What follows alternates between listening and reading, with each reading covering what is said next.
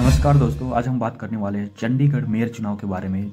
Majority होने के बाद भी इंडिया अलायंस हार गई मेयर चुनाव। इसी के बारे में आज हम बात करेंगे।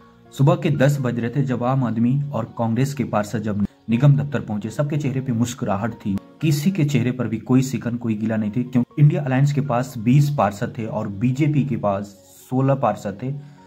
इस वजह से सभी इंडिया अलायंस के पार्षदों के चेहरे पे मुस्कुराहट और थोड़ी सी भी सिकन नहीं थी। वो पहले से ही जानते थे कि वो मेयर का चुनाव जीतेंगे, बड़े ही अंतर से जीत रहे हैं। मंगलवार सुबह 10 बजे सभी लोग दफ्तर के अंदर चले गए और पौने 11 बजे चुनावी प्रक्रिया शुरू हुआ। प्रक्रिया के बीच कुछ सवाल जवाब हुए और चुनाव 12 बजे खत्म हुए। जैसे ही प्रिसाइडिंग ऑफिसर वोटों की काउंटिंग कर रहे थे और वैलिडेट कर रहे, तभी से ही इंडिया अलायंस के मन में कुछ गड़बड़ी का शंका हुआ और वो बीच में ही हंगामा करने लगे।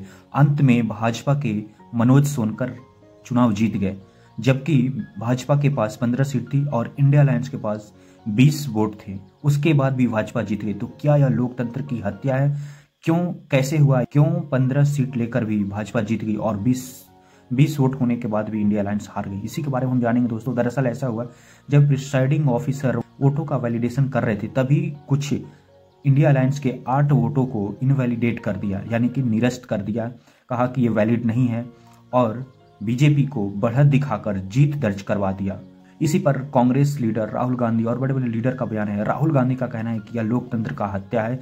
आज ही गांधी जी की हत्या की गई थी, नाथूराम गोडसे की, और गोडसेवादियों की तरफ से यह लोकतंत्र की हत्या है।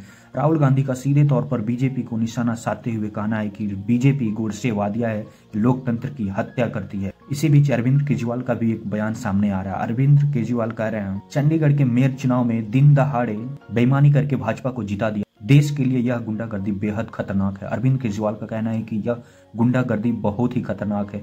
इंडिया अलायंस जो भी महागठबंधन की पार्टियां हैं, वो 2024 के चुनाव को लेकर भी डर रही है। अगर अभी ऐसा हो रहा है मेयर चुनाव में, तो 2024 की जो लोकसभा की जो सीट है, जो फाइनल होना है 2024 में, उसमें क्या होगा? अभी से डर का माहौल है विपक्ष में।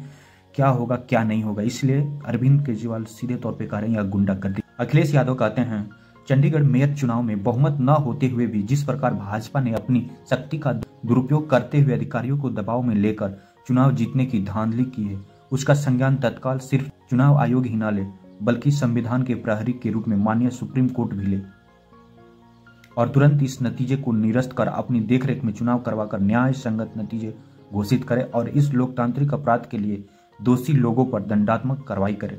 भाजपा लोकतंत्र को निकल रही है। सत्ता का ऐसा वैसीपन देश और देश की जनता के लिए बहुत घातक साबित हो सकता है। तो अखिलेश यादव का सीधे तौर पे कहना है कि यह चुनाव को निरस्त किया जाए और सुप्रीम कोर्ट फिर से चुनाव कराए और दूध और पानी का पानी। राघव चड्ढा ने प्रेस कॉन्फ्रेंस में एक बयान जारी किया कि अगर जो भी 8 वोट थे इनवैलिड, उसको इनवैलिड करार करने से पहले दिखाना चाहिए दोनों पार्टियों को, दोनों की यह वोट इनवैलिड है या ये प्रॉब्लम है। बिना दिखाए उसको इनवैलिडेट करार देना ये सरासर गुंडागर्दी है, उनका सीधे तौर पे कहना है। और सीधे तौर पर बीजेपी सभी लोग दोष दे रहे हैं।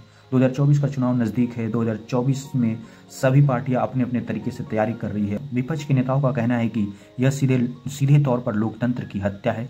क्या कहिएगा दोस्तों? बीजेपी अपने शक्ति का गलत उपयोग कर रही है। क्या 2024 में इस मेयर चुनाव के इस नतीजे से कुछ अंतर आ सकता है राजस्थान में या अगल बगल स्टेट में? क्या मोदी बहुत बड़ी भूल कर दिए या भाजपा वालों ने बहुत बड़ी गलती कर दी यहाँ पर? क्या कहिएगा दोस्तों? क्या यह चुनाव न्याय संगत था या क्या इसमें धांधली हुई है? आपकी क्या राय है दोस्तों? कमेंट करके जरूर बताइएगा। ऐसे ही वीडियो के लिए हमारे चैनल को सब्सक्राइब कीजिए। मिलते हैं किसी अगले वीडियो में। जय हिंद।